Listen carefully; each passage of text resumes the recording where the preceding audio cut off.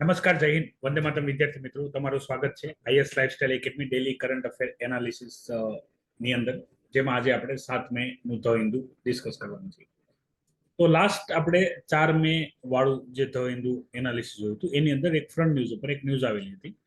એ હતી press freedom ઇન્ડેક્સને લઈને. બરાબર, ત્યારે પણ આપણે એક ચર્ચા જોઈ હતી કે આની ઉપર એક ડિટેલ એનાલિસિસ આવશે, ત્યારે આપણે એની વધારે વિગતવાર ચર્ચા આપણે કરશું. પ્રેસ ફ્રીડમ ઇન્ડેક્સની ચર્ચા કરવા પહેલા હું તમારી સાથે આની માહિતી શેર કરી દઉં. ગવર્મેન્ટ વાળો ટોપિક હોય, ગવર્મેન્ટની વાત આવે, ટાઈપ ઓફ ગવર્મેન્ટની વાત આવે કે ગવર્નન્સની વાત આવે. બરાબર, ગવર્મેન્ટના આપણે 4 પાયા મોડર્ન એરામાં 4 પાયા ગણવામાં આવે છે. 3 પાયા આપણે જાણીએ છીએ. એક છે લેજિસ્લેચર, એક છે એક્ઝિક્યુટિવ, બરાબર, અને એક છે જ્યુડિશરી. લેજિસ્લેચર કાયદા બનાવવાનું કામ કરે છે, એક્ઝિક્યુટિવ એ કાયદા લાગુ કરવાનું કામ કરે છે, અને આમની કામમાં કોઈ પણ ચૂક થાય તો જ્યુડિશરી એમને ન્યાય કરવાનું કામ કરે છે. ચોથો જે પિલર છે એ છે મીડિયા, કે જો આમાંથી કોઈ પણ એક અથવા બધા યોગ્ય રીતે કામ ન કરે, ડેમોક્રેસીની વાત છે અહીંયા. બરાબર, ડેમોક્રેસીની વાત છે અહીંયા. ડિક્ટેટરશિપની કોઈ વાત નથી, ડિક્ટેટરશિપની કોઈ ઉલ્લેખ નથી ડેમોક્રેસીમાં. કોઈ પણ, બરાબર, લેજિસ્લેચર કામ નથી યોગ્ય રીતે કરતું, એક્ઝિક્યુટિવ નથી કરતું, એની માટે જ્યુડિશરી સિસ્ટમ તો આપી છે, પણ જ્યુડિશરી સિસ્ટમ કોમ્પ્લેક્સ હોય છે. જેને એની જાણકારી હોય છે એનો લાભ લે છે, નથી જાણકારી હોતી એનો લાભ નહીં લઈ શકે. અને બની શકે કે લેજિસ્લેચર કે એક્ઝિક્યુટિવમાં કોઈ પાવરફુલ વ્યક્તિ હોય તો જ્યુડિશરી પણ એનું કંઈ કરી શકતું ના હોય. તો એવામાં મીડિયા, બરાબર, ન્યાય અપાવવાનું, લોકશાહીનું રક્ષણ કરવાનું, બરાબર, પ્રજાના હિતોના જે મુદ્દા છે એને ઉજાગર કરવાનું કામ કરે. એ કામ ક્યારે કરીએ કે જ્યારે એની પાસે સ્વતંત્રતા હોય, અને એના માટેનું એક ઇન્ડેક્સ છે, ગ્લોબલ ઇન્ડેક્સ છે, બરાબર, પ્રેસ ફ્રીડમ ઇન્ડેક્સ, કે જેની અંદર ટોટલ 180 કન્ટ્રી જે છે એની 180 કન્ટ્રીના ડેટા આધારિત ડિસિઝન લેવામાં આવે. હવે અહીંયા ભારત માટે એક સારી વાત એ છે ને એક ખરાબ વાત એ છે. સારી વાત એવું છે કે ભાઈ ભારતનો જે રેન્ક છે, બરાબર, એ થોડો ઘણો સુધર્યો છે. બીજી વાત એ છે કે ભારતના જે માર્ક્સ આપે આમાં 0 થી લઈને 100 સુધી, એ માર્ક્સ આધારે રેન્ક આવે. બરાબર, તો માર્ક્સ ઘટ્યા છે, રેન્ક સુધર્યો છે. આવું એટલા માટે થયું છે કારણ કે ભારત સિવાયના અન્ય દેશોમાં ભારત કરતા વધારે ખરાબ હાલત થઈ છે, એટલે એના રેન્ક નીચે જતા રહ્યા છે. બરાબર, એટલે ભારતનો રેન્ક આપોઆપ ઉપર આવી ગયો છે. ભારતમાં પણ અત્યારે લેટેસ્ટ, બરાબર, વાત કરીએ 128 થી આપણે વાત કરી 2004 પહેલાની વાત જે છે, પછી ઘણો સુધારો થયો. બરાબર, અને સુધારા થતા થતા અત્યારે આપણે 159 છીએ. બરાબર, જે આ છે ચાર્ટ 1 ની ઇન્ફોર્મેશન અહીંયા આપેલી છે.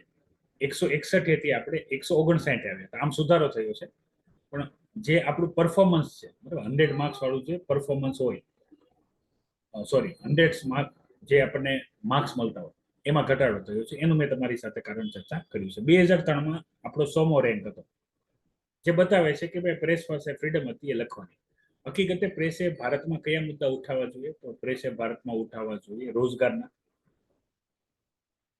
બેરોજગારી કેટલી છે, કોણ શું કરે છે, કરપ્શનના, રોજગારના, કરપ્શનના, સ્વાસ્થ્ય સંબંધી.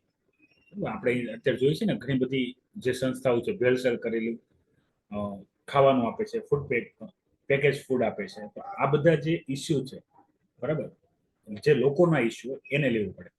આની જગ્યાએ એ શું ઇસ્યુ લે છે કે ભાઈ સીમા પાર, બરાબર, સીમાથી પાર જે સીમા હેદર આવી એને શું કર્યું આખો દિવસ, બરાબર, એના છોકરાને કેમ તેડ્યો, કેમ રમાડ્યા, કેમ આવ્યા, કેમ મળ્યા, એની ઉપર આખી પીએચડી કરાવે. હાલાકી એ દેશના કોઈ પણ પ્રકારના હિતમાં નથી કે તમે એક વ્યક્તિની ન્યૂઝ એક દેશની નેશનલ ન્યૂઝ ઉપર તમે બતાવો. એટલી મહત્વની ન્યૂઝ થઈ જાય. પછી ફિલ્મ એક્ટરોના છોકરાએ કયા કપડા પહેર્યા, બરાબર, એને શું શું કરી કે નથી કરી, આ બધી ઇન્ફોર્મેશન નેશનલ ન્યૂઝ ઉપર આવે. એટલે આપણા માટે એક ભારત જેવા દેશ માટે યોગ્ય વાત નથી. હવે આ ક્વેશ્ચન જીએસ પેપર 2માં પોલિટીમાં પૂછાશે. બરાબર, media role in democracy, media role in India. બરાબર, જે પણ રીતે પૂછાય એ રીતે.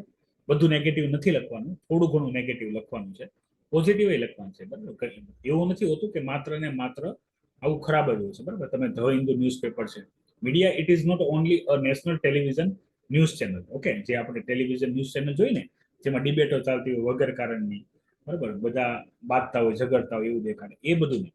મીડિયાનો મતલબ બધું જ થશે. જે આપણે આ ધ હિન્દુ ન્યૂઝપેપર છે, ઇન્ડિયન એક્સપ્રેસ છે, બરાબર, ટાઈમ્સ ઓફ ઇન્ડિયા છે, તો આ બધું છે એ બધું ઇન્ક્લુડ કરવાનું છે, સારું છે. પણ એક આનો ઉલ્લેખ કરવાનો, પ્રેસ, બરાબર, ફ્રીડમ ઇન્ડેક્સ, બરાબર, જેમાં ઇન્ડિયાનું જે પરફોર્મન્સ છે એ રેપિડલી ડિક્લાઇન થાય છે. તમે અહીંયા જો ટાઇટલ, રેપિડલી ડિક્લાઇન થાય છે, બરાબર, રેપિડલી ડિક્લાઇન થાય છે. તો આ વાત થઈ ગઈ બેઝિક, બરાબર. આશા રાખું છું મીડિયામાં જે પણ વસ્તુ હશે તમને ખ્યાલ હશે, ડેટા તમે યાદ રાખી શકો છો. હવે વાત કરીએ ચાર્ટ ટેબલ 2 ની, એમાં નોર્વે અને ડેનમાર્ક, બરાબર, નંબર 1 અને 2 ની પોઝિશન હોલ્ડ કરે છે. મતલબ અહીંયા પ્રેસને પૂરી ફ્રીડમ છે, જે પણ લખવું એ લખી શકે, કોઈ રોકટોક. વાત કરીએ ભારતના પાડોશી દેશોમાં, તો ભૂતાનનું સૌથી સર્વશ્રેષ્ઠ પરફોર્મન્સ છે, બરાબર. એનથી આગળ છે નેપાળ, બરાબર. નેપાળ જે છે એ છે 74 ઉપર. પછી આવશે ભૂતાન 147 ઉપર, બરાબર. માલદીવ્સ અહીંયા છે 106 પર. ભારત અને ભારતના પાડોશી દેશો બધાનું યાદ રાખવાનું. શ્રીલંકા છે 150, બરાબર. હવે મેઇન સમસ્યા શું આવે છે? હવે મેઇન સમસ્યા એ આવે છે કે પાકિસ્તાનને 152 આપે. હાલાકી પાકિસ્તાનનું મીડિયાનું કામ ભારત કરતા વધારે ખરાબ છે, તો એ ભારતથી ઉપર કઈ રીતે હોઈ શકે? મતલબ પાકિસ્તાની પ્રેસ ઉપર તો વધારે કંટ્રોલ છે ગવર્મેન્ટનું, ત્યાંની મિલિટરી રૂલ. તો આ બધી બાબતો હોય છે કે જે આની વિશ્વસનીયતાને ઘટાડે છે, બરાબર. કે ભાઈ તમારે રેન્ક આપવા જોઈએ તો ફ્રી એન્ડ ફેર આપો. ઇવેલ્યુશન તમે જે ઇવેલ્યુશન માર્ક્સ આપવાની તમારી જે પેટર્ન છે એમાં જરાક સુધારો વધારો કરો. ભારતથી આગળ કયા કયા દેશ છે એનો આપણે ઉલ્લેખ કરી લીધો આપણા પાડોશી દેશોમાં, બરાબર. પાછળની વાત કરીએ તો બાંગ્લાદેશ છે, ચાઇના છે. ઓકે, તમે સમજી શકો છો. ઈરાન, બાંગ્લાદેશ, અફઘાનિસ્તાન એ આપણી પાછળ છે. 3 દેશ આપણી પાછળ છે. ભારતના નેબર કન્ટ્રીમાં યાદ રાખવાનું છે. ઓકે, બીજા બધા આગળ છે. તો આ બધા ઘણી વખત આ બધા ડેટા કામ ક્યાં લાગશે? તો ફિલિમ્સમાં તમને આ બધું સ્ટેટમેન્ટ બેઝ આપશે. ફિલિમ્સમાં બધી ઇન્ફોર્મેશન તમને આપશે સ્ટેટમેન્ટ બેઝ. ખ્યાલ આવે છે? ફિલિમ્સમાં આ બધી માહિતી આવશે સ્ટેટમેન્ટ બેઝ.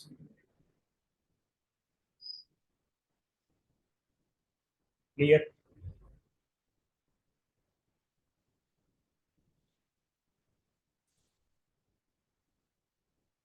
આગળ વધીએ.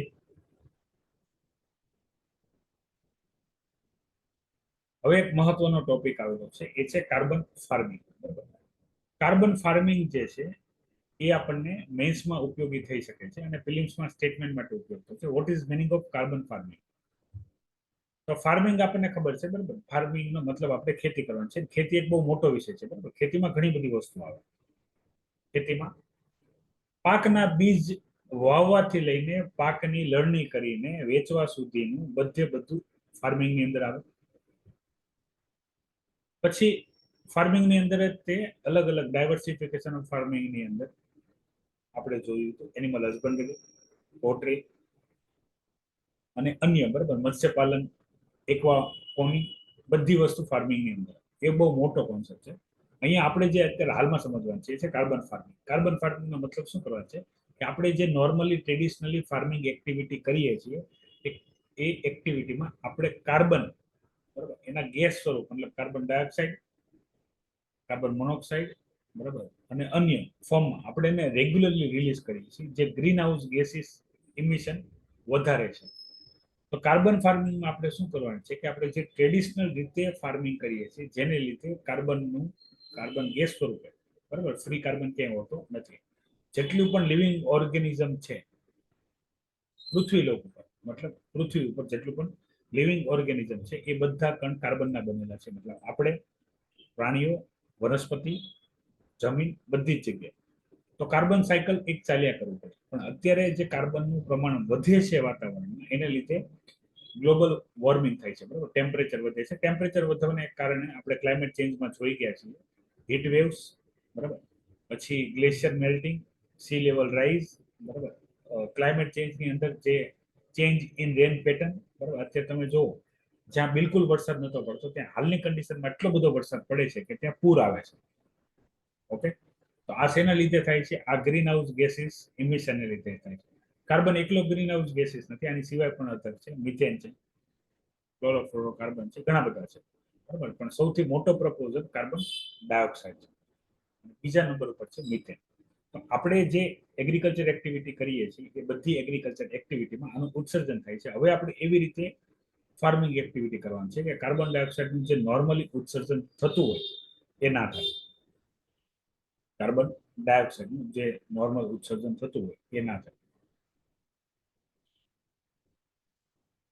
તમે અહીંયા જો આપણે આમાં ઘણી વખત આ પૂછાઈ ગયેલો ક્વેશ્ચન છે. આપણે જે પાણી ભાત મતલબ ચોખા ઉગાડવા માટે, બરાબર, જે ખેતર હોય એમાં પાણી ભરવું પડે એરિયામાં. તો આના લીધે મિથેન ગેસ રિલીઝ થાય છે. It is also green house gases. પછી સોઇલમાં જે રેસ્પાયરેશન થાય, બરાબર, વૃક્ષો પણ શું કરે, શ્વસન ક્રિયા કરે. હાલાકી એની દિવસ રાત્રિની પેટર્ન આપણીથી અલગ હોય. એ દિવસે કાર્બન ડાયોક્સાઇડ લે, પ્રકાશ સંશ્લેષણમાં ઓક્સિજન કાઢે, રાત્રે ઊંધું થઈ જાય. ઓકે. પછી સોઇલની અંદર જે માઇક્રો ઓર્ગેનિઝમ હોય, વિઘટકો હોય, બેક્ટેરિયા હોય, એ લોકો કાર્બન ડાયોક્સાઇડ કાઢે. પછી આપણે જે કચરો હોય એને સળગાવીએ, બરાબર, કચરો હોય સળગાવીએ, એગ્રીકલ્ચરનો કચરો, તેમાંથી મિથેન નીકળે, નાઇટ્રસ ડાયોક્સાઇડ નીકળે, નાઇટ્રસ ઓક્સાઇડ નીકળે, કાર્બન મોનોક્સાઇડ નીકળે, કાર્બન ડાયોક્સાઇડ નીકળે, બરાબર, બધા નીકળે. તો એ પણ એક સમસ્યા છે. હવે આપણે બીજું શું કરવાનું છે કે આપણે જે આ કચરો છે, બરાબર, એને બાળવાનો નથી. એ કચરાને આપણે ભેળવી દેવાનો છે જમીનની અંદર. એનાથી શું થશે, જે સીધો કાર્બન રિલીઝ થતો હોય એ ના થાય. સીધો કાર્બન રિલીઝ થતો હોય એ ના થાય. પછી જે છે એ છે ફર્ટિલાઇઝર યુઝ. અને આને લઈને આપણે મતલબ જે પણ અહીંયા કરીએ છીએ, simple implication of carbon farming is rotation ગ્રેઝિંગનો મતલબ અહીંયા તમારે એવો લેવાનો છે, એગ્રીકલ્ચરનો મોસ્ટ ટાઈમ ટોપિક છે. એક આખું માની લો આ ખેતર છે, આની અંદર આખું ઘાસચારા વાળું છે, બરાબર, તમારા પ્રાણીઓ ચરે છે, જે પણ છે, ગાય, ભેંસ, બકરા, જે પણ છે. તો અહીંયા કેવું હોય, આપણે બધે ચરાવતા હોય, એટલે બધે પ્રોબ્લેમ. એના કેવા કરવાના ભાગ પાડી. મેં અહીંયા 4 ભાગ પાડ્યા છે, તમે વધારે પાડીએ, નંબરિંગ કરી દેવાનું. સૌથી પહેલા આ એરિયાને ખુલ્લો મૂકવાનો. શેના માટે? ઘાસચારા માટે. ગ્રેઝિંગ મતલબ ઘાસચારો કરતા જવું, ઘાસચારો કરવા દેવાનો. અહીંયા ઘાસચારો થઈ જાય, બરાબર, એટલે આટલી જ જગ્યા ખુલ્લી થશે, એમાં જ પાણી આપવાનું. પછી અહીંયા જવાનું ઘાસચારો, તો આ એરિયા ખુલ્લો કરવાનો, અહીંયા ઘાસચારો કરશે. અહીંયા થઈ જાય પછી એને અહીંયા મોકલવાનું, પછી એને અહીંયા મોકલવાનું. આનાથી શું થશે, આ નેચરલી. હવે અહીંયા જે ફર્સ્ટ ટાઈમ અહીંયા ઘાસચારો થયો હશે, અહીંયા વરસાદ કે તમે નોર્મલ જે પાણી, સિંચાઈનું પાણીનો ઉપયોગ કર્યો હશે, તો અહીંયા ઘાસ એમને મૂકી જશે, તમારે કોઈ મહેનત કરવી પડશે નહીં. મોસ્ટ ઓફ કેસમાં કેવું થાય છે, આપણે બધે ઓપનલી ગ્રેઝિંગ કરાવ્યા કરીએ તો ઘાસચારાની જમીન બધી એક સાથે ખુલ્લી થઈ જશે. ખુલ્લી જમીન છે, કાર્બન ડાયોક્સાઇડ વધારે માત્રામાં રિલીઝ થાય. પછી વાત કરી છે એગ્રો ફોરેસ્ટિંગ અને conservation of agriculture land and integrated nutrition management. આ બધી ટેકનિક્સ છે જે આપણે યુઝ કરીને કાર્બન ફાર્મિંગ આપણે કરવાનું છે, કે આપણે નોર્મલ જે રીતે કરીએ છીએ એમાં કાર્બન ડાયોક્સાઇડનું ઉત્સર્જન વધારે થાય છે. આ ખુલ્લી જગ્યા જેટલી પણ એગ્રીકલ્ચર લેન્ડ છે ત્યાં કન્ટિન્યુઅસ થયા કરે છે, બરાબર. તો એને રોકવું જરૂરી છે. હવે આમાં આપણો એક મુદ્દો એવો આપણે જોશું કે આપણે અત્યારે જે વ્હીકલ વાળું જે કાર્બન ડાયોક્સાઇડ છે એને ઘટાડવા માટે મહેનત કરીએ છીએ, અને એ આપણે ભવિષ્યમાં બની શકે કે આપણે એવી કોઈ ટેકનોલોજી શોધી લઈએ કે જેમ કે હાઇડ્રોજન ફ્યુલ છે, ઇલેક્ટ્રિક ગાડી છે, એમાં કાર્બન ડાયોક્સાઇડનું ઉત્સર્જન નહીં થાય. તો એને લીધે જે ગ્રીન હાઉસ ગેસીસ છે એ બંધ નહીં થઈ જાય. કેમ? કારણ કે જે જેટલી ખુલ્લી જમીન છે જ્યાં એગ્રીકલ્ચર એક્ટિવિટી થાય ત્યાં continuously green house gases release થાય જ છે, બરાબર. એને પણ આપણે કંટ્રોલ કરવું પડશે. હવે આના માટે આપણે જે અહીંયા કન્ઝર્વેશન ટેકનિકની વાત કરી છે એગ્રીકલ્ચરની, એમાં કઈ કઈ આવશે? એક આવશે ઝીરો ટીલેજ, બરાબર. ઝીરો ટીલેજનો મતલબ થાય આપણે જ્યારે કોઈ પાક લઈ લઈએ ત્યારે આપણે એને શું કરીએ, એને મૂળિયામાંથી કાઢીએ. એને મૂળિયામાંથી નહીં કાઢવાનું, મૂળિયા અંદર રહેવા દેવાના, ઉપરથી ખાલી કાપી નાખવાનું, એને કહેવાય ઝીરો ટીલેજ. પછી crop rotation most MP topic છે એગ્રીકલ્ચર, કે આમાં શું થાય, એકનો એક પાક, બરાબર. આપણે પંજાબ, હરિયાણા, મધ્યપ્રદેશ, પછી દક્ષિણમાં આપણે તેલંગાણા, તમિલનાડુ, આંધ્રપ્રદેશ, આ બધામાં જોશું કે આ લોકો નકરો ચોખાનો પાક વાવ્યા કરે, બરાબર. આ લોકો નકરો ઘઉંનો પાક વાવ્યા કન્ટિન્યુઅસ. આનાથી શું થાય, જમીનની અંદર એકનો એક પાક કન્ટિન્યુઅસ વાવવાથી જમીનની જે ફળદ્રુપતા છે એકદમ ઘટી જાય. કારણ કે જમીનની અંદર જેટલા પણ ન્યુટ્રિશન હોય, બરાબર, એક પાક બધા ખેંચી લેશે તો જમીન બિનઉપજાઉ થઈ જાય. પછી એમાં આપણે કન્ટિન્યુઅસ ફર્ટિલાઇઝરનો ઉપયોગ કરવો પડે. ફર્ટિલાઇઝરનો આપણે જે ઉપયોગ કરીએ છીએ એ જમીનને, પાણીને, હવાને ત્રણેયને નુકસાન પહોંચાડે છે, બરાબર. એની જગ્યાએ જો આપણે ક્રોપ રોટેશન કરીએ તો જમીનની ફળદ્રુપતા જળવાય રહે. જેમ કે એક ઘઉં અને બીજા ઘઉંના પાકની વચ્ચે તમે ચણાનો પાક લ્યો તો આનાથી શું થશે કે નાઇટ્રોજન, બરાબર, અહીંયા તમે જુઓ, અહીંયા શબ્દ વાપરેલ છે નાઇટ્રોજન ફિક્સેશન, બરાબર, નાઇટ્રોજન ફિક્સેશન. કે ચણાનો તમે પાક લેશો, સિમ્બિકોલ વનસ્પતિ ગણાવીએ, તો એને લીધે એના મૂળિયામાં બેક્ટેરિયા પ્રેઝન્ટ હોય, રાઇઝોબિયમ. તો બેક્ટેરિયા નાઇટ્રોજન ફિક્સ કરી નાખશે, તો તમારે જ્યારે આગલી વખતે તમે ઘઉંનો પાક લેશો ત્યારે તમારે વધારે યુરિયા નાખવું પડશે નહીં. તો it is part of crop rotation. પછી આવશે કવર ક્રોપિંગ, કે તમારો જે પાક હોય, બરાબર, જે તમારે લણવાનું છે એને કવર કરી દો. કવર કરવાની 3 થી 4 અલગ અલગ મેથડ છે, બરાબર. એમાંથી એક મેથડ એવી તમે સમજો, આપણે મકાઈના ઉદાહરણ તરીકે લઈએ તો મકાઈના પાકને ઘણા બધા પક્ષીઓનું પણ નુકસાન કરતા હોય છે. તો મકાઈનો જે પાક હોય ને, મકાઈનો જે ડોડો હોય એને કવર કરી દેવાનો, એ આમ નોર્મલ કવરિંગ. એક આવે કે આપણે આખું કવર કરી દઈએ, સૂર્યપ્રકાશ ટકાયની એ રીતે, બરાબર, ગ્રીન હાઉસ આપણે જેને કહીએ છીએ. પછી આવશે જે ક્રોપ હશે, રેસિડ્યુ હશે, એ મેનેજમેન્ટ, બરાબર. તો એને આપણે જે સ્ટબલ બર્નિંગ કરીએ છીએ, તો સ્ટબલ બર્નિંગ થી પણ શું થાય છે, કાર્બન રિલીઝ થાય છે. સ્ટબલ બર્નિંગ ના કરી એની જગ્યાએ આપણે બીજી જગ્યાએ યુઝ કરીએ. કમ્પોઝમાં આપણે કમ્પોઝ ગેસ, નેચરલ ગેસ બનાવવામાં આપણે એનો ઉપયોગ કરીએ, અથવા એનાથી કંઈક બીજી વસ્તુ બનાવી, આનાથી જે કાર્બન રિલીઝ થાય છે એના.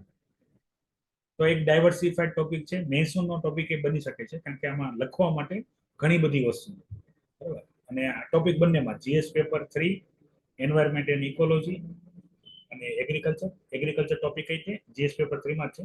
જીએસ પેપર 1, બરાબર, જીઓગ્રાફીમાં પણ સોઇલ સાથે કનેક્ટ કરીને ક્વેશ્ચન બની શકે છે with current affair. One of the most MP topic.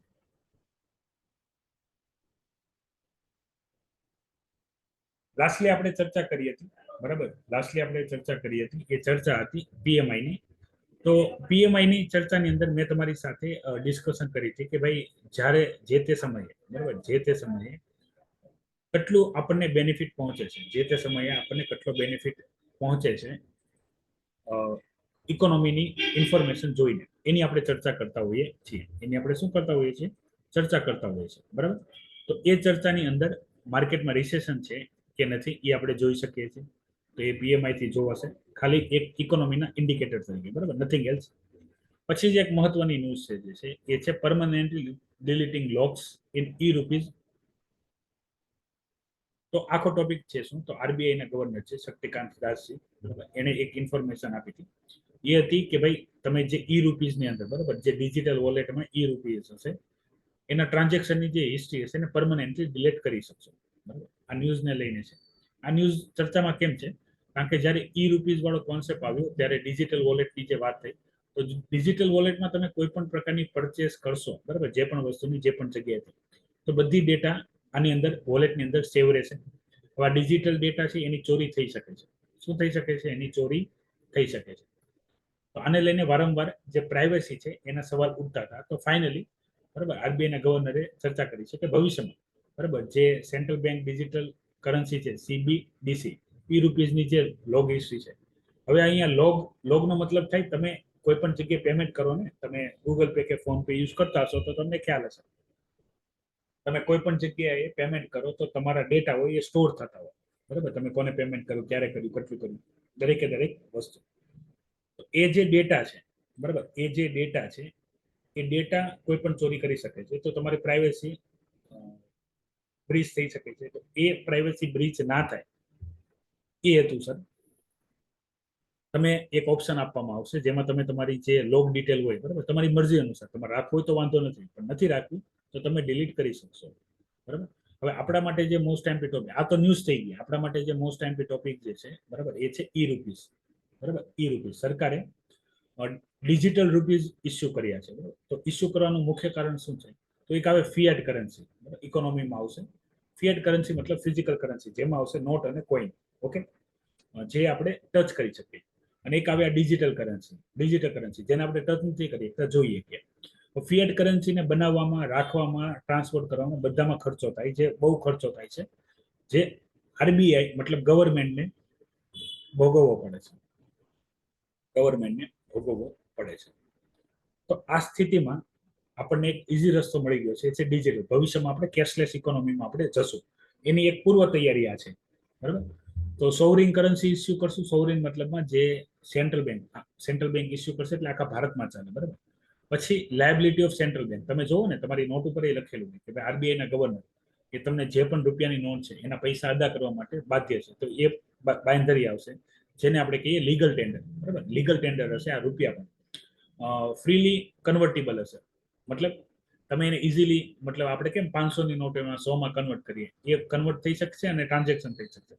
સૌથી મહત્વની બાબત આ ફિલ્મ્સ માટે તમે યાદ રાખજો, ઈ રૂપીઝના ફોર્મમાં, ડિજિટલ વોલેટના ફોર્મમાં. હાલાકી બધા હજી આનો યુઝ રેગ્યુલરલી નથી કરતા, કારણ કે આપણી પાસે પેટીએમ ને અન્ય ઘણા બધા છે, એટલે આપણે ડિજિટલ કરન્સી માટે અલગથી કરતા નથી. પણ એ પૈસા આની અંદર લઈ શકાય છે, ઓકે.